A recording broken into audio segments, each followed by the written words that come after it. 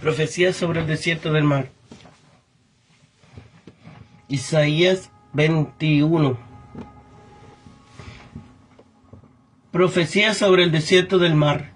Como torbellino de Negev, así viene el desierto de una tierra de terror.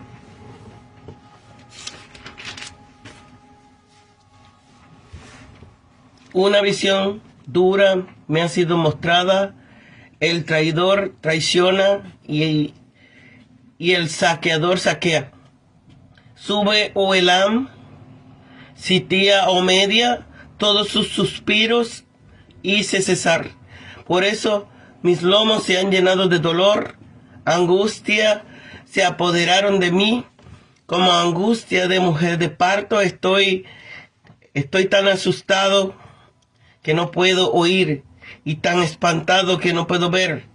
Desvaría mi corazón, el horror me ha intimidado, el crepúsculo de mis deseos se me volvió en espanto. Ponen la mesa, extienden los manteles, comen, beben, levantaos, oh príncipes, engrasad el escudo, porque el Señor me dijo así: ve por un centinela que haga saber lo que vea. Y cuando vea hombres montados, jinetes de dos en dos, montados sobre asnos y montados sobre camellos, preste mucha atención. Y le gritó como un león: Señor, sobre la atalaya estoy siempre, día tras día, y paso la noche enteras de guardia. Y he aquí que vienen hombres montados, jinetes de dos en dos. Después habló y dijo: cayó Babilonia, y todos los ídolos de sus dioses yacen rotos en la tierra. Oh pueblo mío, trillado y aventado, os he dicho lo que oí de Jehová de los ejércitos, Dios de Israel. Profecía sobre Duma. Mas me dan voces desde Seir: guarda que hay de la noche, guarda que hay de la noche. El guardia respondió: la mañana viene y después la noche. Si queréis preguntar, preguntad, volveos y venid. Profecía sobre Arabia. Y en el bosque pasaréis la noche en Arabia, oh caminante de Dedán. Salí al encuentro del sediento, llevadle agua, moradores de la tierra de Temán. Socorred con pan al fugitivo, porque ante la espada huye, ante la espada desnuda, ante el arco entesado, ante el peso de la guerra, porque así ha dicho Jehová: he aquí a un año conforme a los años de un jornalero. Toda la gloria de Cedar será deshecha, y los sobrevivientes del número de los flecheros, los fuertes hijos de Sedán, serán disminuidos, porque Jehová Dios de Israel lo ha dicho. Profecía sobre la visión. ¿Qué te pasa ahora? Que con todos los tuyos has subido sobre los terrados. Tú llena de alborotos, ciudad turbulenta, ciudad alegre. Tus muertos no son muertos a espada, ni muertos en guerra. Todos tus príncipes huyeron juntos, fueron apresados sin usar el arco. Todo lo que en ti se hallaron fueron atados juntamente. Aunque habían huido lejos. Por eso dije: dejadme, lloraré amargamente, no os afanéis por consolarme de la destrucción de la hija de mi pueblo, porque es día de alboroto, de angustia y de confusión de parte del Señor, Jehová Dios de los ejércitos, en el valle de la visión, para derribar el muro y clamar al monte. Y Elam tomó la aljaba con carros y con jinetes. Iker sacó el escudo. Tus hermosos valles serán llenos de carros, y los de a caballo acamparon a la puerta. Entonces cayó la defensa de Judá, y miraste en aquel día hacia el arsenal de armas de las casas del bosque. Viste las brechas de la ciudad de David, que se multiplicaron, y escogiste las aguas del estanque de abajo. Y constasteis la casa de Jerusalén, y derribaste casa para fortificar el muro. Conducta necia de sus habitantes. Hiciste una alberca entre los dos muros para las aguas del estanque viejo, pero no miraste al que hizo esto, ni tuviste respeto al que lo ideó antiguamente. Por eso el Señor Jehová de los ejércitos llamó en aquel día a llanto y a lamento, a raparse el cabello y a vestirse de cilicio. Pero lo que hubo fue jolgorio y alegría, matanza de vacas y degollando ovejas, comiendo carne, bebiendo vino, haciendo comamos y bebamos, porque mañana moriremos. Esto fue revelado a mis oídos de parte de Jehová de los ejércitos. ¿Qué es este pecado? No será expiado hasta que muráis, dice el Señor, Jehová de los ejércitos. Jehová de los ejércitos dice así: Senab será sustituido por Eliakim. Jehová de los ejércitos dice así: ve, entra en este tesorero, y Sebna, el mayordomo, y dile: ¿qué tienes tú aquí? ¿O a quiénes tienes tú aquí? Que labraste aquí sepulcros para ti, como en un lugar alto labra su sepultura, o el que esculpe para sí morada en una peña. Y es aquí que Jehová te hace brotar con violencia hombres, y te vuelve a agarrar. Te enrolla en un ovillo y te arroja como una bola en un país extenso. Allí morirás, y allí estarás en los carros de tu gloria, oh vergüenza de la casa de tu Señor. Y te arrojaré de tu lugar, y de tu puesto será apelado. En aquel día llamaré a mi siervo Eliakim, hijo de Hilcías, y lo vestiré con vestiduras, y lo ceñiré con tu talabarte, y entregaré en sus manos tu autoridad, y será por padre al morador de Jerusalén y a la casa de Judá. Y pondré la llave de la casa de David sobre su hombro, y abrirá, y nadie cerrará, cerrará y nadie abrirá. Y lo hincaré como una clavilla en lugar firme, y será por asiento de honra a la casa de su padre. Colgarán de él toda la honra de la casa de su padre, los hijos y los nietos, todos los vasos menores, desde la taza hasta toda clase de jarros. En aquel día, dice Jehová de los ejércitos, la clavilla hincada en lugar firme será quitada, será quebrada y caerá, y la carga que sobre ella se puso se echará a perder, porque Jehová habló.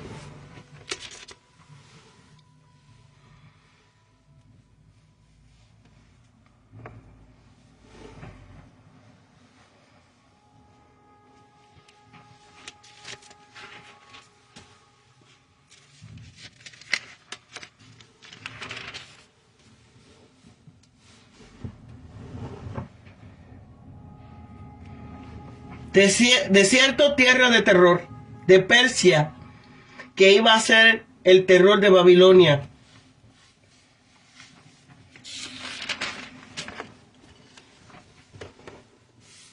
Elam, una provincia de Persia, situada al norte del Golfo Pérsico y al este de Tigris. Media se extiende al norte de Elam. Ciro gobernó primero sobre Ansán, al norte de Media, país que conquistó en 549 a.C. y unió a sí mismo países en un solo reino. Angustias se apoderaron de mí.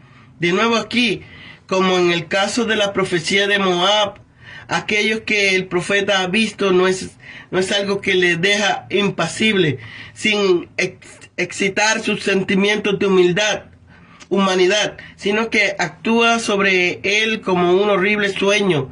El profeta no describe con detalle lo que ha visto, pero la violenta agitación que ello le produce nos lleva a la conclusión de que ha debido ser algo horrible. Comen, beben. El profeta describe gráficamente la llegada de los invasores cuando más descuidados estaban preparando el banquete de los babilonios sin sospechar el peligro. Durante el banquete, Ciro abrió la compuerta de los diques de desagües de la ciudad a fin de reducir el Éufrates en un solo canal y hacer que inundasen las campiñas, de modo que pudo entrar en Babilonia por el cauce seco del río. Engrasad el escudo para impedir que el cuerpo del escudo se endureciese y se agrietase. Cayó Babilonia. El imperio babilónico fue derrotado en 539 a.C. Duma, ciudad idumea, hay quienes suponen que sus habitantes descendían de un hijo de Ismael mencionado, Génesis 25:14, con este nombre. Pero si tenemos en cuenta que Edom era conocido en el antiguo Egipto como el nombre de Aduma, y que Seir es siempre el monte que se identifica a Edom, no cabe duda que la profecía se refiere a este país. ¿Qué hay de la noche? Hay esperanza de que llegue la aurora de la liberación. Guarda, los profetas y los ministros de Dios son como los centinelas de las ciudades en tiempo de paz, que ve que todo está seguro, como centinelas del campamento en tiempos de guerra, para advertir de los movimientos del enemigo. Mañana viene. La mañana comienza a alborear para nosotros, pero la noche viene también para vosotros. Los cautivos hebreos serían liberados y el insolente Edom castigado. El imperio asirio de Judá fue seguido por el caldeo, y el caldeo por el persa, y el persa por el griego, y el griego por el romano. Una y otra vez hubo para Edom un atisbo de amanecer, un atisbo grande en la edad herodiana, pero fue devorado de nuevo directamente por otra noche, hasta que Edom vino a convertirse en una de la desolación y desapareció de la historia de las naciones. El profeta no contempla todavía el fin definido de estas noches edomitas, pero él no tiene tampoco consuelo para Edom. Con Edom sucede algo totalmente diferente de lo que ha de suceder con Israel, cuya porción de historia nocturna vendrá seguida por un amanecer abierto a la mañana, conforme a la promesa de su redención irrevocable. De Dan, hijo de Abraham, con Cetura o Ketura, progenitor de tribu árabe, situada en el norte de Arabia. Tema, hijo Abraham con Agar, progenitor de una tribu afín a la de Dan y de una oasis en aquella región. Ambas tribus árabes servían a los judíos como de muro de contención contra las naciones guerreras de más allá del este. Cedar, hijo Abraham con Agar, tribu nómada. Con este nombre se designa al norte de Arabia petrea y al sur de Arabia desierta, tomada por la Arabia en general. Número de los flecheros. Solo quedará un pequeño resto de los heroicos hijos de Kedar y de sus arqueros. Ellos se enumeran aquí por sus arcos, más que por el número de sus cabezas, mostrando así que se cuentan como el número de guerreros. Valle de la visión. Algunos creen que este nombre propio, Valle de Gisayón, a un nombre simbólico equivalente a Jerusalén. Jerusalén es llamada Valle por estar rodeada de montañas, y la tierra de Judá tenía gran abundancia de valles. Es llamada Valle de la Visión, porque allí era conocido el verdadero Dios, y los profetas conocían los designios de Dios por medio de visiones sobre los terrados. Desde los terrados planos de las casas, todos ellos miraban junto al ejército enemigo que se aproximaba, deseando la batalla y seguros de la victoria. Se dice que todos han subido para ver lo que pasa sin tener ni siquiera una sospecha de lo que les está amenazando. Por eso se muestran tan seguros, tan contentos, tan desafiantes. Príncipes, más bien generales, huyeron juntos la vergonzosa huida de los altos jefes militares que huyeron desde todas las partes del país, abandonando las armas hacia Jerusalén. Hija de mi pueblo, es la única vez que ocurre en Isaías, aunque es frecuentemente en Jeremías y en Lamentaciones. Elam tomó la aljaba. Entre las naciones que componen el ejército asirio sitiador se menciona dos. Uno, Elam, la nación semítica de Susiana, cuyo lugar de origen era la línea del valle entre la cadena del Sagro y la montaña que se adelantaban hacia las llanuras de Asiria, por y cuyos guerreros eran muy temidos como arqueros. 2. Las naciones de Kir, es decir, aquellos que habitan junto al río Ciro, una provincia de Asiria. Esta zona mantenía todavía una situación de dependencia cuando Armenia aparecía ya expresamente descrita en los textos más significantes como una provincia de Persia, aunque provincia rebelde. Kir, patria de los arameos, que entonces era un país vasallo de Asiria, en el desierto Ciro-Arábigo, hacia el Tigris, medio entre los mares Caspio y Negro. Carros. Estas naciones que luchaban a pie estaban acompañadas por carros llenos de hombres, es decir, carros de guerra, que son distintos de los de carga, a los que se añaden los jinetes, es decir, los hombres a caballo entrenados por la guerra. Casa del bosque. Las miradas de los judíos se dirigen en primer lugar a la casa del bosque, construida por Salomón sobre el monte Sión para almacenar y tener a disposición armas y utensilios de guerra. Se llamaban así porque se apoyaban en 4 líneas de columna de cedro que las rodeaban y estaban en el centro del atrio anterior del Palacio Real. Estanque de abajo. El depósito construido por Ezequías para recoger el agua que venía por el túnel de Siloé, que también había sido construido por él. No miraréis al que hizo esto. Miraban sus fortificaciones, aseguraron la provincia de agua para la ciudad, pero descuidaron a Dios en todos sus preparativos. En lo que hicieron no les importó su gloria. No dependieron de él para que bendijeran sus esfuerzos. Llamó en aquel día a llanto. Todo lo que había sucedido anteriormente era una llamada de Jehová para el arrepentimiento. La primera condición para ello era un sentimiento de dolor producido por el castigo de Dios. Pero en Jerusalén los castigos produjeron el efecto opuesto. Cuando más amenazador era el futuro, los jerusalemitanos se comportaron de un modo más insensible y loco, de un modo extremo, gozando sensualmente del presente.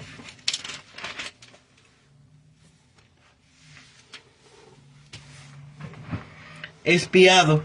El pecado de Jerusalén se expía entregando a los mismos pecadores a la muerte.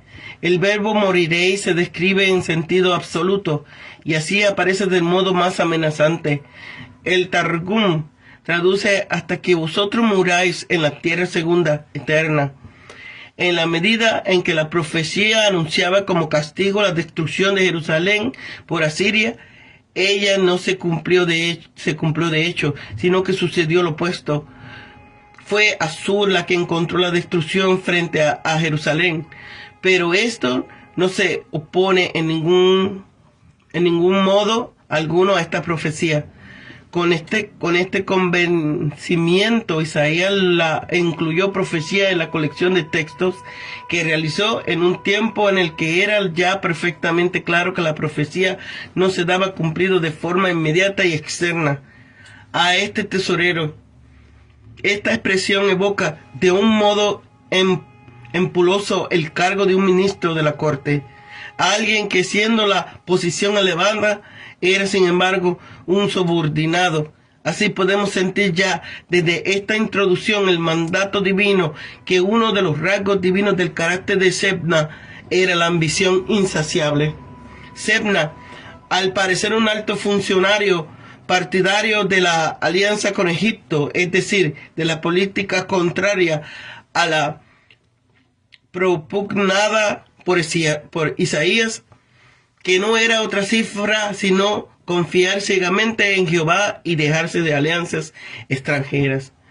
Ya no hacían sino perjudicar a los intereses religiosos de Judá. Lugar alto. Los sepulcros de los principales del pueblo eran construidos en la roca más alta.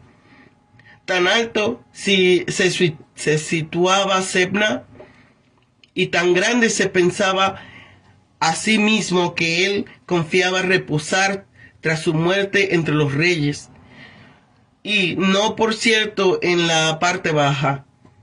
Pero como se engañaba a sí mismo, el mismo Jehová los arrojaría lejos. Vestiré con vestiduras. Conforme a la costumbre oriental, este cambio reemplazo en un oficio se efectúa a través de una investidura. Llave. La llave significa el poder de las llaves, y eso no se pone en las manos de Eliakim, sino sobre su espalda. En sentido propio la llave la llevaba el rey.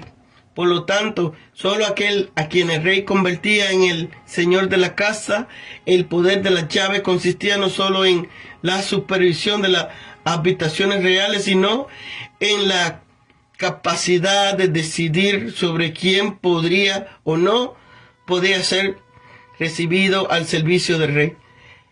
Hay pues aquí una semejanza con el hecho de que el Nuevo Testamento se le concede a Pedro el poder de las llaves del reino de los cielos, pero en relación a Pedro el hecho de abrir y cerrar introduce otro aspecto simbólico, aunque en una línea de sentido semejante, mientras aquí en el caso de Eliakim se mantiene el sentido de abrir y cerrar la casa del rey, vinculado a la misma realidad material de la llave. Abrirá. El poder de abrir y cerrar significa poseer el supremo poder en todos los negocios del Estado. Clavija. En las casas orientales se ponían en los muros hileras de largas estacas. De estas se colgaban las cosas móviles y los utensilios.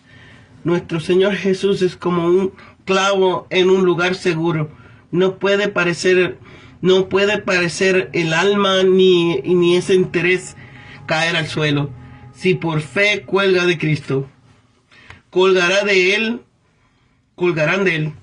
todos los parientes de Eliakim, aún los más lejanos, querrán apoyarse en él para obtener empleos y dignidades y satisfacer su ambición. Toda la familia de Eliakim, carente hasta ahora de nobleza, se apresuraría a vincularse a él, elevándose a través suyo en el rango del honor. De esa forma, las profecías que hasta ahora parecían tan llenas de promesas, aquí Eliakim vendrá a tomar un tono satírico.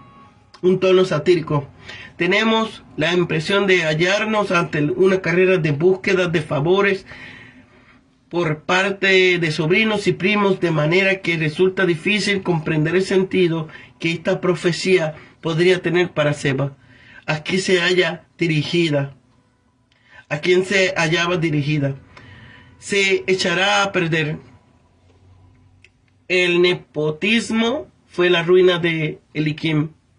No parece claro si fue meramente separado del cargo o si fue destituido.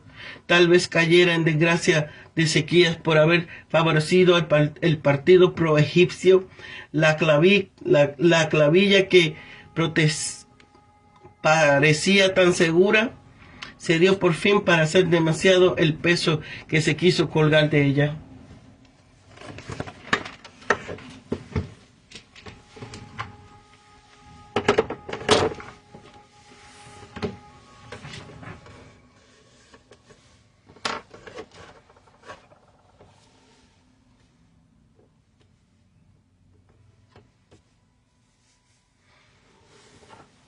En este capítulo es la carga del valle. Es la carga del valle de la visión, Jerusalén.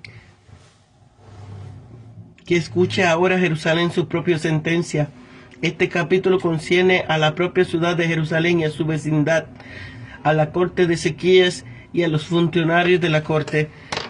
El título de esta profecía es Carga del valle de la visión. Jerusalén es llamada valle por estar rodeada de montañas, y la tierra de Judá tenía gran abundancia de valle. Es llamada valle de la visión porque allí era conocido el verdadero Dios, y los profetas conocían los designios de Dios por medio de visiones. Babilonia, por ser extraña a Dios verdadero, aún ser rica y grande, es llamada el desierto del mar. En cambio, Jerusalén, por confiárselo los oráculos divinos, en un valle de visión. Ahora bien, la carga de este valle de visión no tiene por el momento la intención de anunciar su ruina, sino solo darle un susto mayúsculo, pues no se refiere a su destrucción por mano de Nabucodonosor, sino al frustrado intento de conquista por parte de Asirio. La consternación que la vida había de experimentar con la llegada del ejército asirio hasta las cercanías de la ciudad, mezclada con la necia seguridad de la mayoría de la población que se subía a las azoteas para presentar el jolgorio de la calle, donde se celebraba prematuramente la partida de los ejércitos de Sennacherib. Los vergonzosa huida de los altos jefes militares que huyeron desde toda la parte del país, abandonando las armas hacia Jerusalén. Pero no les valió todo ello, fueron apresados juntamente. La gran pesadumbre que esto ocasionó a toda la gente sería el propio Isaías se puso a llorar amargamente, sobrecogido por la visión del inminente desastre, sin permitir que nadie viniese a prestarle consuelo. La hija de mi pueblo es la única vez que ocurre en Isaías, aunque es frecuente en Jeremías y Lamentaciones. Toda esta calamidad ha sido determinada por el Señor.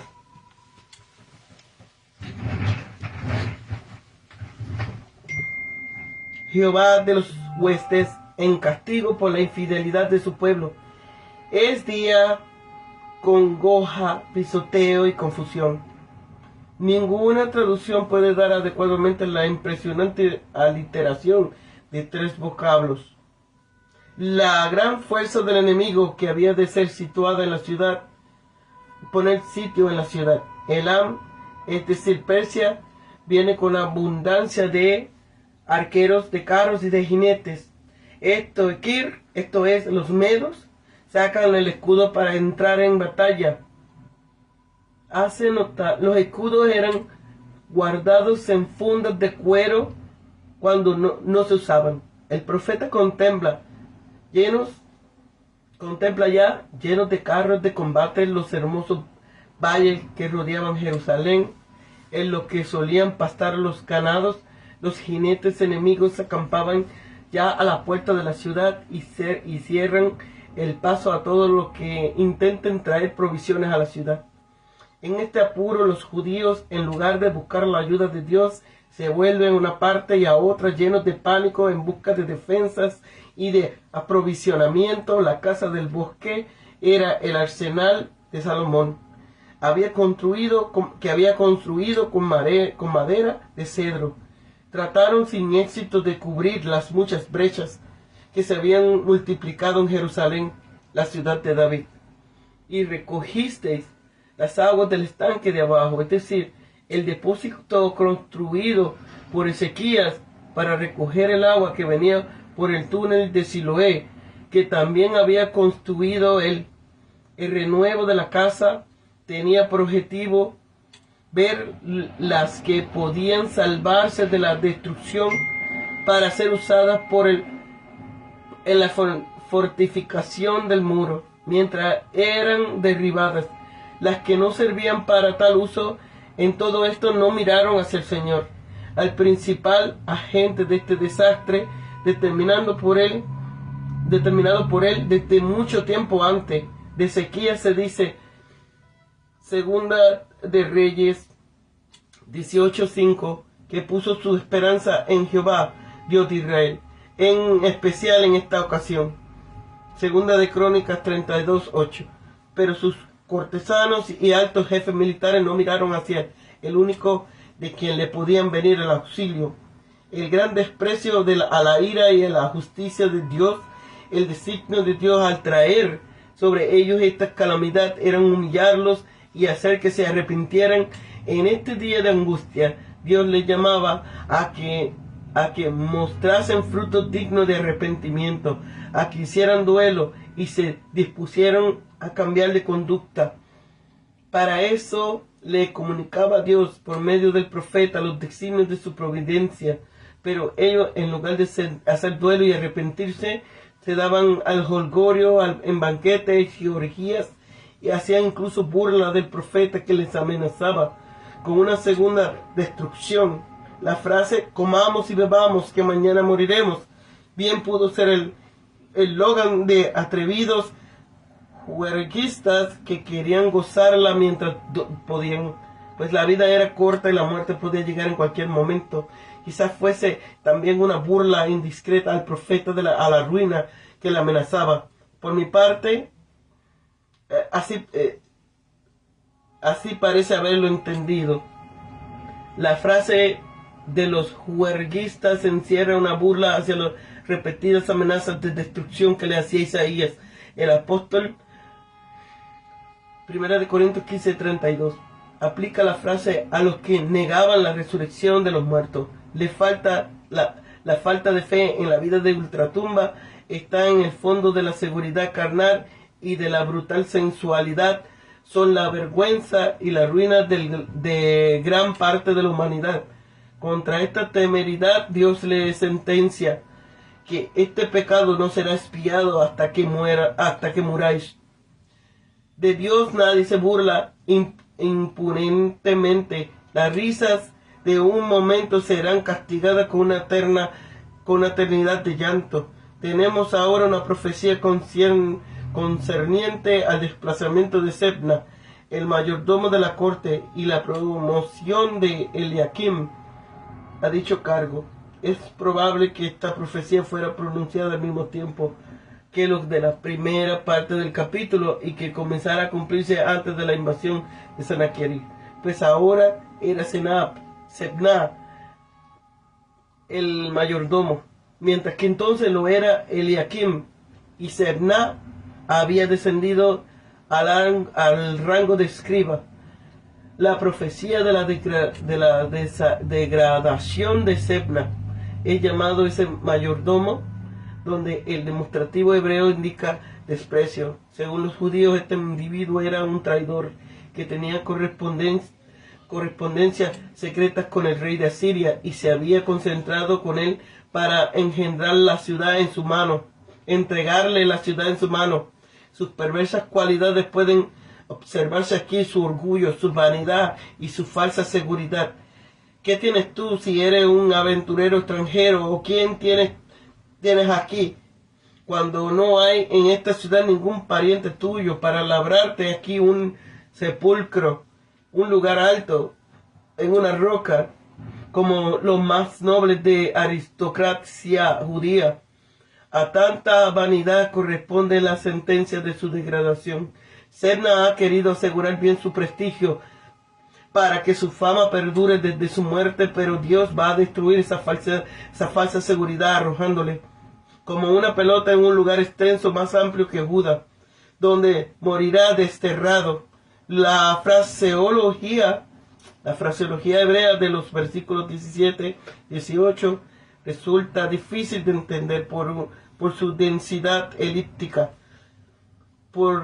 Pero la imagen es clara. Dios le va a dar vuelta y más vuelta, enrollándolo hasta hacer que él una bola para mejor arrojarle lo más lejos posible. En eso parará su ostentación vanidosa para vergüenza del rey que había dado tantos cargos. El ser un extranjero ambicioso y aventurero, seguramente fue Acaz quien lo promovió al oficio de administrador del palacio, pero la vergüenza recaía también sobre Ezequías por conservarlo en el lugar que ocupaba indignamente. La profecía en la promoción y caída de Eliakim, hijo de Hilquías. Notemos lo que dice él. Dios le llama mi siervo, aprobado por su comportamiento en otros puestos de la administración, pero el Señor le promueve al cargo que ostenta Sebna. El profeta se lo declara de parte de Dios. Eliakim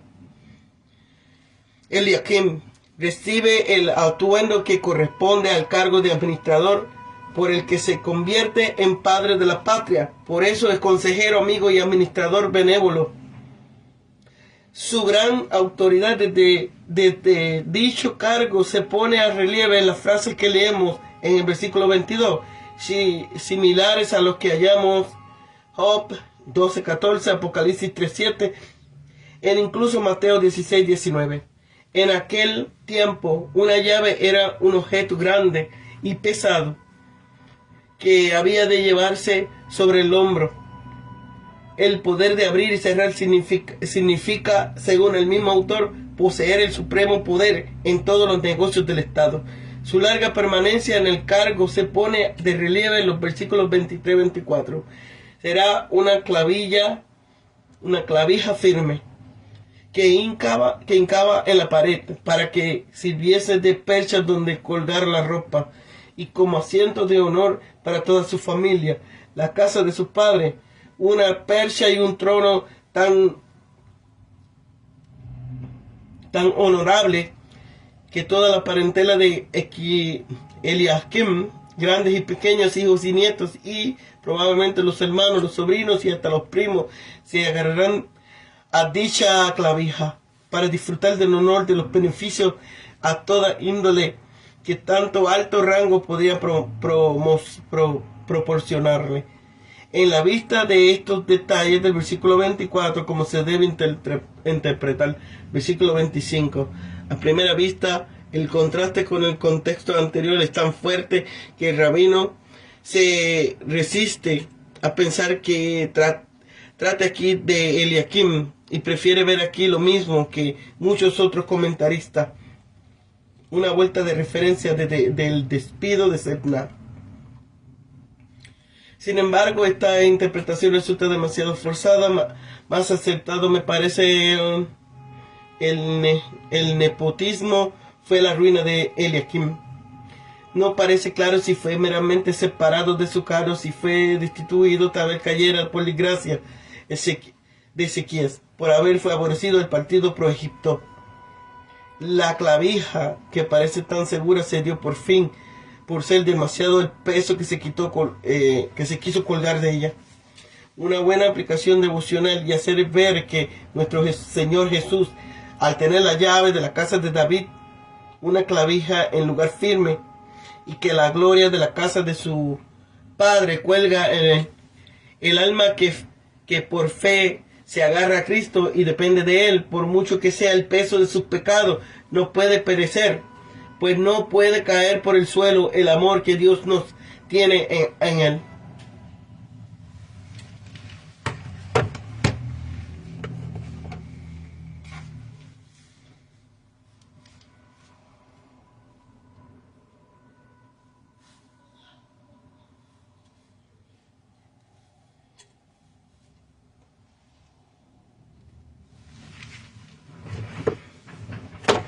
Los tres oráculos del capítulo 21 traen malas noticias para Babilonia, Edom y Arabia. El desierto del mar es Babilonia.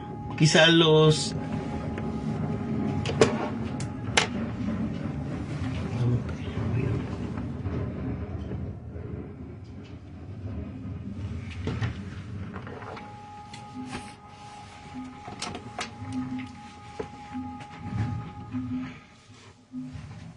Edom, vamos a ver, los tres oráculos del capítulo 21 traen malas noticias para Babilonia, Edom y Arabia. El desierto del mar es Babilonia, quizás la zona adyacente al Golfo Pérsico. La destrucción rugirá como torbellino del desierto, pero seguir prevaricando y destruyendo será humillada por los persas, Elam y los medos media. Babilonia ya no hará que otros giman como los judíos cautivos.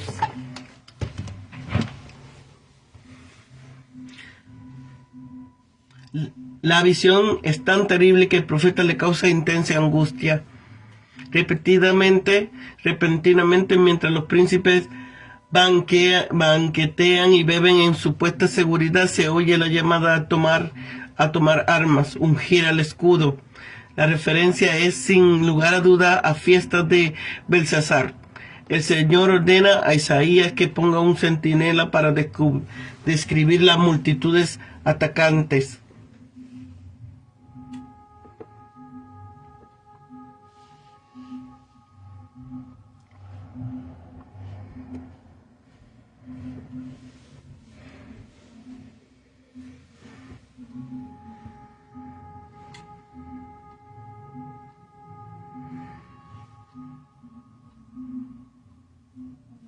Repentinamente, mientras los príncipes banquetean y beben en supuesta seguridad, se oye la llamada tomar armas, ungir el escudo.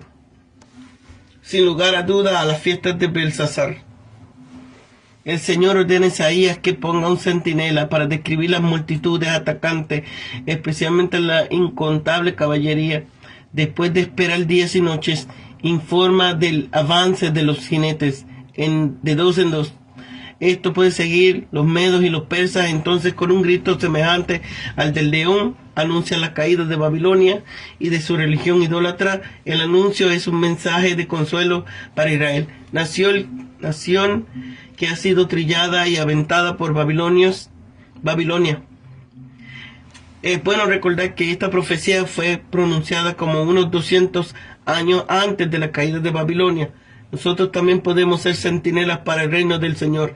El centinela es uno que permanece en el consejo de Dios, sabe lo que se aproxima, espera el evento. Así también ahora aquel que descubre en las Escrituras lo que Dios ha predicho, discierne sus propósitos, no por interpretación especulativa, sino comparando las Escrituras con la Escritura, comparando la Escritura con las Escrituras, y acepta el claro contenido de la misma.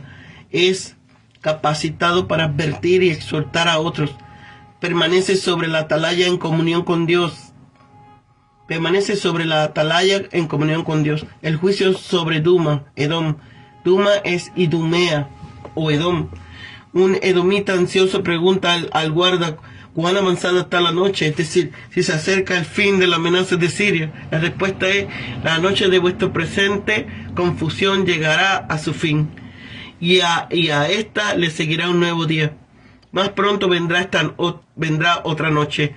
Si buscáis una respuesta consoladora a vuestras ansiosas preguntas, antes debéis volver una palabra que también significa arrepentíos. Solo entonces será la respuesta tal como la esperáis. La noche de vuestro sufrimiento acabará en una nueva mañana deslumbrante de liberación. Resplandecerá sobre vosotros. El juicio de Arabia.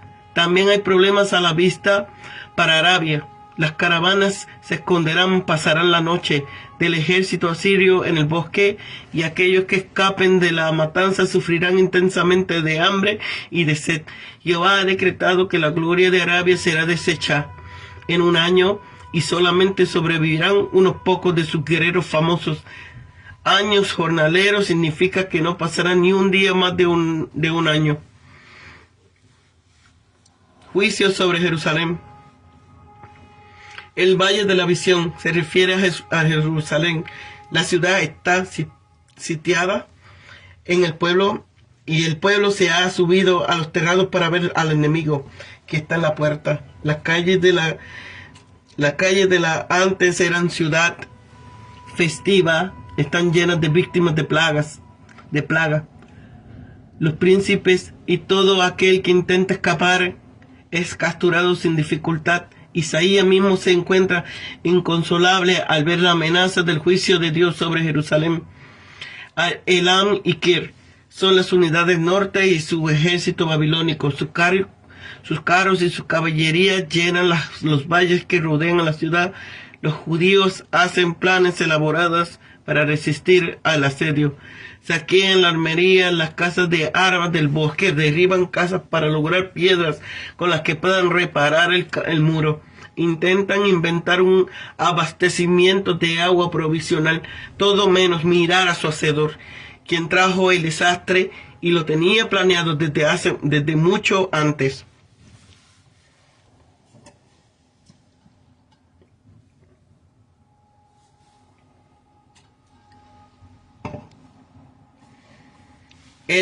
Al tiempo que el Señor le está llamando a arrepentirse, ellos viven desenfrenada e insensiblemente, por eso no serán perdonados. Sebna, el administrador del palacio en la corte de Ezequías, se está preparando un sepulcro labrado.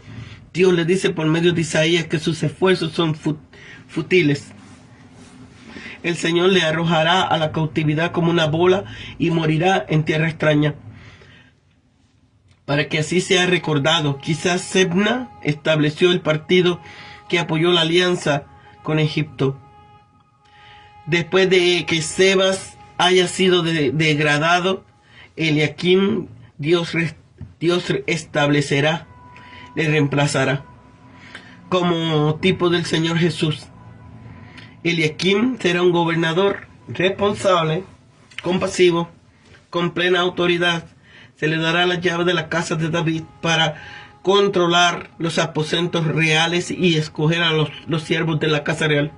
Apocalipsis 3:7 dice que el Señor Jesús tiene la llave de la casa de David.